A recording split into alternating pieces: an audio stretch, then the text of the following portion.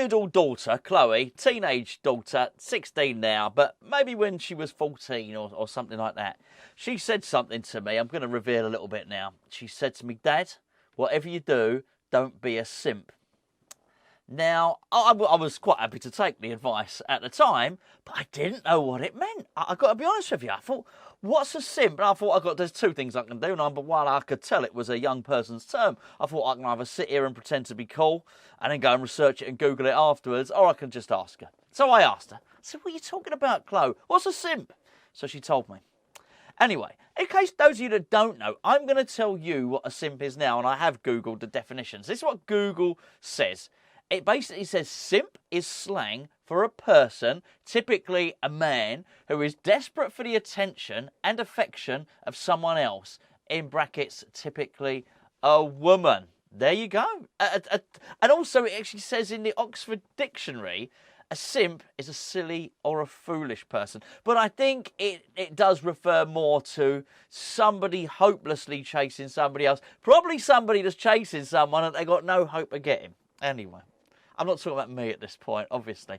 I'm talking about David Moyes, and I'm talking about Jesse Lingard, because, yes, you've probably made the connection already.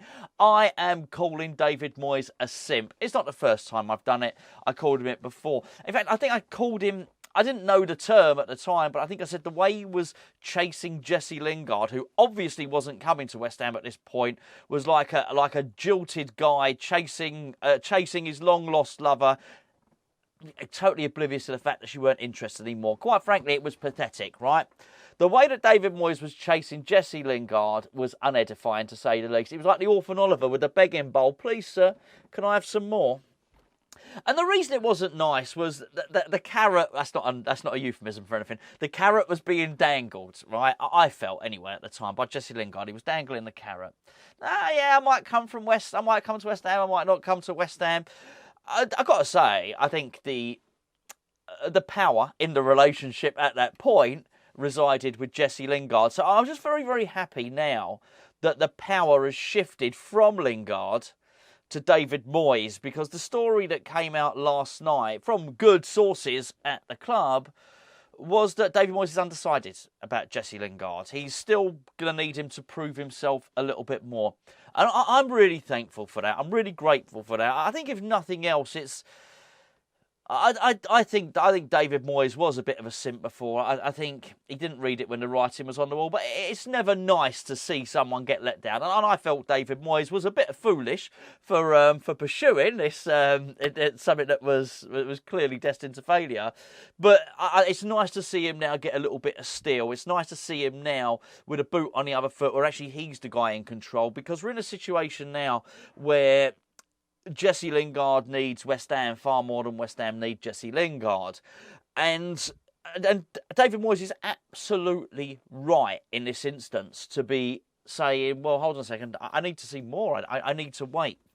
I want more evidence. Now, I'm not suggesting he should cut his nose off to spite his face. If he honestly believes that he needs Jesse Lingard, he's got to do what he's got to do. He's got to look after himself.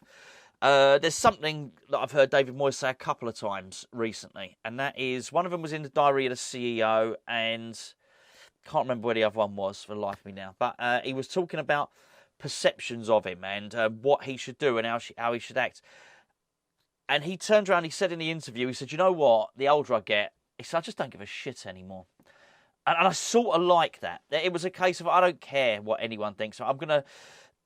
If I'm gonna succeed or I'm gonna fail, I'm gonna do it my way, which is, I think we're seeing that tactically, but we're also seeing it with different things at West Ham now. And you know what? I think now he's in a case of, you know what? If he wants to get Jesse Lingard, then to hell with what everyone else thinks, he'll get him. However, I do like this new steel that David Moyes is showing there, which actually he's not going to take Jesse Lingard in if he doesn't think that he's the right guy for the job. He's not going to bring him in if he doesn't feel that he can help West Ham. I know I said in yesterday's video that I felt Jesse Lingard would probably be someone we would bring in to cover off the players that will be leaving on the African Cup of Nations. However, David Moyes still needs Jesse Lingard to prove himself more. And there has been a power shift, there's no doubt about it. I mean, we can all remember a time when Jesse Lingard walked into West Ham's first team as, if not the first name on the team sheet, one of them. Whatever, you know, take your pick, whatever. Mikel Antonio, Declan Rice, Jesse Lingard, whatever, something like that. You know, it was quite clear that Jesse Lingard was one of our best players. That loan spell he had was amazing. It was absolutely fantastic. But he doesn't walk into our first team anymore. In fact, I would argue he doesn't get into the first team. So the Jesse Lingard, or the player that we need, is no longer the same player that Jesse Lingard is. Jesse Lingard would be signing on for West Ham as a squad player. He'd be signing on as cover. And I'm really pleased that that switch in the power balance has been sort of recognised by David Moyes. And I do feel that that's really, really important. That's not to say I don't think Jesse Lingard is a crap player, but he's been very, very inactive. And will bore you all by saying again, I think the best part of Jesse Lingard's career was his stint at West Ham. That was in his best form. And as we look back at the end of his career when he sat down on the couch on Soccer Saturday, it'll be that. They'll be playing a lot of clips from his time at West Ham. That was the purple patch. I don't think you're getting that player back, but I'm not suggesting he's crap, far from it. But I wouldn't expect Jesse Lingard to rock up and be as good as Lucas Paqueta, for instance, or be as productive as James Ward-Prowse. No, I think those days are not gone. What we'll be getting is a squad player. And it's really important, I think, for David Moyes, because that previous time was a little bit unedifying. It has to be said. The loan deal was really good for Jesse Lingard. It was a no-brainer for him to come to West Ham afterwards. Manchester United didn't want him. Ole Gunnar Solskjaer didn't want him. I think initially when he went back to try and earn himself a deal at Manchester United, I got no problem with that. That's his boyhood club. He's a Manchester boy. Honestly, I don't have any problem with that at all. But then it became clear after the first 6 months of the next season, it wasn't going to happen. He should have come back to West Ham. He didn't.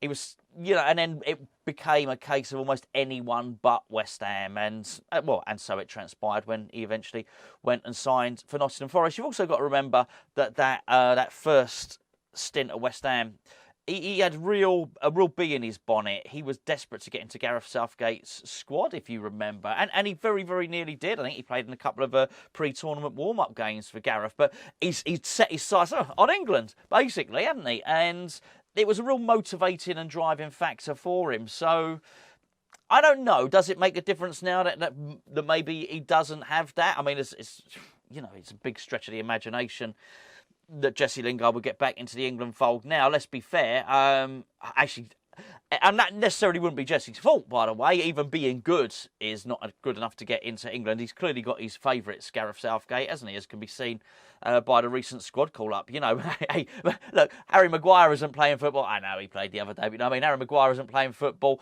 but he can still get in the squad. Jesse Lingard isn't playing football, but maybe he can get in the squad. But look, I'm making mischief there, clearly. He won't. However, it's not to say that David Moyes won't sign up Jesse Lingard. That's not what I'm saying in this video. I think he may well do. But what it is nice to see is that if it's going to happen, it's going to happen on David Moyes' terms. And that's absolutely right. And it's just really interesting to see that power balance and that shift that before I said it, you put a picture in your mind, little... what's his name who played Oliver? Mark Lester, I think that was his name. Mark Lester, the orphan Oliver. It stood in front of Harry Seacombe, who played Mr. Bumble, with an empty bowl of gruel. Well, it wasn't an empty bowl, it was just an empty bowl. There's no gruel in it. He's eating it all at this point. So he says, "Please, sir, can I have some more?" That was David Moyes with a begging bowl, begging Jesse Lingard, "Come on, please join West Ham." Now, I do believe the boot is on the other... Well, both boots are on both feet. Jesse Lingard's very, very talented feet, it must be said. And he's holding out the bowl, saying to West Ham, saying to David Moyes, "Please, sir, can I have some more?" Because, let's be fair, it has shifted. West Ham are now a trophy-winning club. We're doing really, really well in the Premier League. The club probably... particularly given the recruitment structure, the director of football, got Mark Noble there, of course, his technical director as well. There's more scouts joining. The coaching systems had a shake-up. I'm not even sure if Krasinski was here when Lingard was here. Maybe he was, maybe he wasn't. I don't know. But if he wasn't, then even that, the ownership has certainly changed at the club as well. And I think it's a very, very different club now. And as I said, he probably needs us more than we need him. And I think that's no bad thing at all. So well done, David Moyes. He's no longer a simp. He's a nasty... he's a nasty grizzly bastard, really, isn't he? He's a bachelor. He's playing a field. Naughty David Moyes.